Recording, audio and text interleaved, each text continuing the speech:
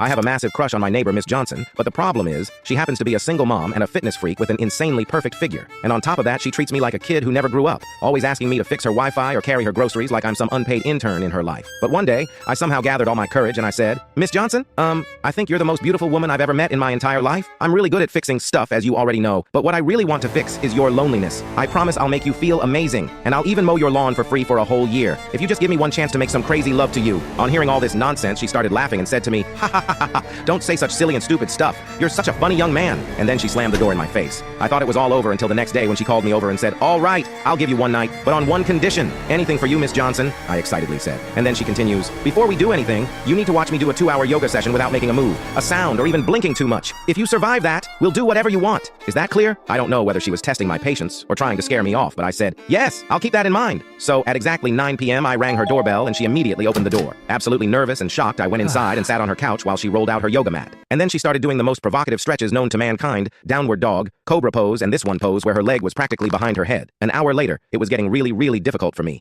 And just then, she caught me staring like a hungry wild animal, so she angrily told me, why the hell are you looking at me like that, huh? To which I replied, but aren't you the one who told me to do such a thing? Now what else am I supposed to do, huh? On hearing this, she rolled her eyes and said, okay, fine, whatever. Then another hour passed, and finally the time came for the show. But somehow she didn't remember about that, and she was in the middle of some pretzel-like pose. So I quickly walked over, grabbed her by the waist and shouted, time's up, Miss Johnson, get ready for the best ride of your life now. On hearing this, she looked at me with fire in her eyes and said, are you out of your goddamn mind? But we had a deal, and it's already been 2 hours. Don't you dare break it now, I said to her. On hearing this, she angrily got up, tore her yoga gear in a second, and said, okay, fine, but please be quick. And then we did it until the sun came up. Now every morning when I mow her lawn, she brings me coffee. And on Sunday, we're meeting her mom to plan our wedding.